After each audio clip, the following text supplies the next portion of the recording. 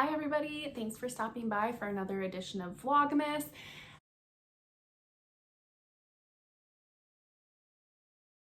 As I've said before, I'm doing Vlogmas after Christmas because if you follow the Christian calendar, technically the 12 days of Christmas is actually after Christmas and through January 6th. So that's why I'm doing it right now. But anyways, thanks for stopping by. I'm Kelsey and here at Essentially Booked. Today's topic is going to be the audiobooks, best audiobooks, worst audiobooks, all things audiobooks from 2022. In 2022, I listened to 21 audiobooks. I work from home, so it is a lower number than I thought and than I wanted. I use Libro FM. I'm a part of their partner program, and so I get free books every month, but then I also pay for it so that I have a credit to buy on any book I want every month. And I think I have like over 100 audiobooks right now in my Libro FM account, which is embarrassing. So I've been trying to listen to more this year. I used to commute, and so I would listen to an audiobook on the way to work and then a podcast on the way home. And now that I work from home, I find I listen to podcasts more because they don't require as much focus for me. And my job, I do a lot of writing and critical thinking. Sometimes I just can't listen to audiobooks, but I was hoping that that number would be higher. And so in 2023, I would like that to be like up between 40 and 50 instead of 21. Like I said, I work from home, and so I listen to them primarily when I'm doing more of my mindless work tasks. And sometimes I can get through an audiobook in a week, and sometimes it takes me a little bit longer. I do tend to listen on 2 times speed. I don't know what you guys do. Drop that in the comments because I think it's so interesting to hear how people listen to audiobooks. Anything faster than 2 I can't do, and even on some books I can't do 2. I would say I usually sit between like 1.5 and 2 for my listening speed. So I would love to know your speed in the comments because I think that's super fascinating. Okay, so this is kind of gonna be an audiobook superlative, sort of. It's gonna be both best and worst, but it's not necessarily, when I'm thinking of best audiobooks, these are not necessarily the best books I read this year. It's more the best listening experience because some audiobooks, it's just a single narrator. Others, there's multiple. I get really weirded out like when men do bad female voices. So for me, an audiobook, the narrator makes or breaks it. And obviously I want it to be an experience. And I found sometimes full cast recordings, while great for the experience, can be overwhelming for me too. So it's just, I'm very all over the place with audiobooks. Something I've learned that is also really interesting is I tend to give audiobooks lower ratings than if I were to read them. There's been a couple audiobooks that a lot of people loved and I gave a low rating to, and I think it's because I consumed it on audio. So one of them I can think of is The Paris Librarian. My Monticello was one, and the 1619 Project. I probably would have rated those higher had I read them as a physical copy. So that's just interesting to me. So I'm first gonna start off with, because again, this is just gonna be the books that are the best experiences or the worst experiences I had, not necessarily the plot or any of that, because I'm gonna do more videos on biggest disappointment, biggest surprise, things like that through this series. So it's more gonna be the experience. Did I think it was a greatly produced audiobook? So first I'm gonna start with the worst one that I listened to this year, and it was Cobble Hill by Cecily Vaughn something. She wrote Gilmore Girls. I wish she wrote Gilmore Girls. She wrote Gossip Girl. It followed a community of people in Brooklyn in those like high-rise buildings that all kind of live together, or a little like townhouse area. And I couldn't bring myself to care about the characters, but the narrator didn't really do anything for the book.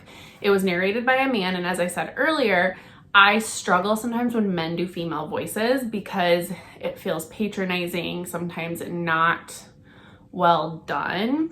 And I just hated this book. It was such a struggle, and I was sad because it actually was, I think, on Barack Obama's favorite list like 5 or 6 years ago. So it was one that I got as a review copy from Libro, and it was just disappointing in that the narrator wasn't that great, and it was torture to get through. I also was listening to it while I was running, and I just remember being like so annoyed that I was not motivated to run. And I'm a completist, so once I get to a certain point in a book, I will finish it. I am who I am, and I need to change that, but with that out of the way then, let's talk about my best experiences. So there were a few that really shouldn't be a surprise. So I'm Glad My Mom Died by Jeanette McCurdy.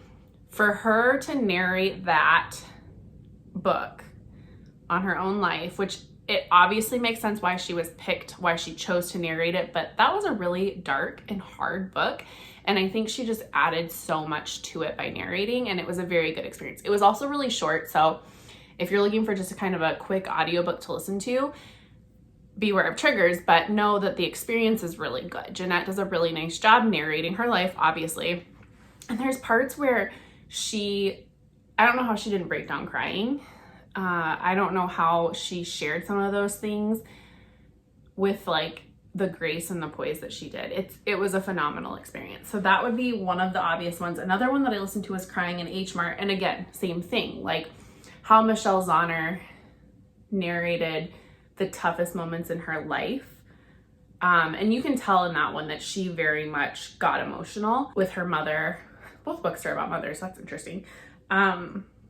Was just so fascinating. That book, I love food writing, and then that it's a memoir about grief. Like those are two things that just go hand in hand to me and are so perfect. And so those two, Crying in H Mart and I'm Glad My Mom Died, as far as I guess celebrity memoirs, were both fantastic. One that some of you might have heard of, some of you may not, it's called Accidental Saints by Nadia Bolz-Weber.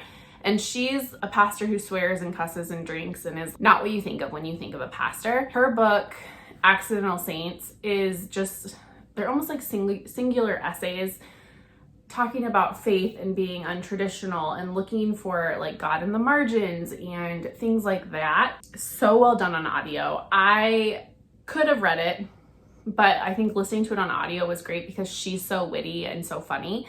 And to hear her read it was just great. It was such a good experience. And especially because it's her own essays and her own thoughts. And she's a pastor too, so she's used to speaking in front of people. Her gift was in this audiobook, and it was just a very well narrated book. And it was very relevant to my life. So I just really loved it. And then those were the three nonfiction too. I guess I started out with that unintentionally. Then the other four that I want to talk about, one will be no surprise, so I will save that for last. It's probably going to be on a lot of people's list, but one book that I just do not think it gets enough love, and you're probably going to hear about it a lot on this Vlogmas series, is The Undertaking of Heart and Mercy. And this is a male-female narrated novel, and the male does the male part, the female does the female part, which I thank them for because, again, it's just not something I jive with very well when the man is narrating a woman. This book is just so quirky and fun, and the narrators really captured this. This is about a woman who, it's fantasy romance, but the woman is a part of a family that runs a funeral home in Tandria, which is a fictional country, and everybody has tags they purchase so that when they die, like they can go to certain funeral homes. So it's just this really quirky, magical story. And then Hart is like, he's a ranger almost that goes and protects the lands from these bad souls that have been corrupted. And then he'll tag bodies and bring them back to, he's an undertaker type role. He'll bring them back to these funeral homes for the funeral to dispose of these people per their wishes. Hart and Mercy fall in love, kind of have a meet cute. But the book is just, it's super quirky and weird and cute. And I thought the narrators just did a good job capturing that. This is one of my favorite books of the year. Okay, and then the next one that was a full cast is The Final Revival of Opal and Nev. And if you like Daisy Jones and the Six, I 100% recommend this and that you go listen to that immediately. Full cast, so it's an oral history just like Daisy Jones and the Six. It follows a band, but more from you're seeing how the band comes to be, how Opal and Nev have their final revival concert. But Opal is a Black woman, Nev is like a redheaded Irishman. And so you're seeing the rise of rock and roll in the United States through the lens of a Black woman. And as the culmination of this book happens, like there's racial riots and stuff that go on, and the cast narration is phenomenal. Like, you're getting the voices of everybody that is a part of their lives, and there's so many different people are narrating this book. So as far as a really well done audiobook, totally recommend if you like full cast recordings and if you were a big fan of Daisy Jones and the Six. And then my runner up for like best audiobook of the year would be All My Rage by Saba Tahir. I feel like this is getting the attention it deserves, but also not. This is a really heavy-hitting young adult book about two teenagers who are put in really crappy situations, and not really through their own fault, but through misunderstandings, through generational trauma. I was painting our built-ins downstairs when I was listening to this, and so I'll always like really remember that. It was such a good audiobook for as heavy-hitting as it is. It's multiple narrators, and they do it just breaks your heart. They do such a nice job. So All My Rage. And then my final one would probably be no surprise. It's Thank You for Listening by Julia Whalen, and she narrates it herself. She's already an audiobook narrator as her day job.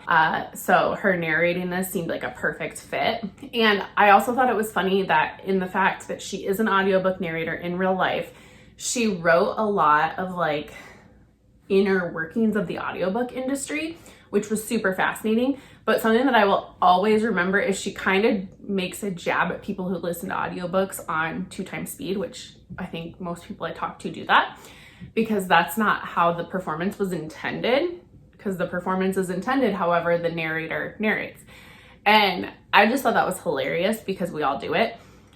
So on top of the story just being great and fantastic and a wonderful romance, the narration is so good because it's Julia Whalen. Like, she could narrate anything, the Constitution, and it would be fantastic. So that's my favorite. Thank you for stopping by, and please like, comment, and subscribe, and I will see you in the next video. Bye.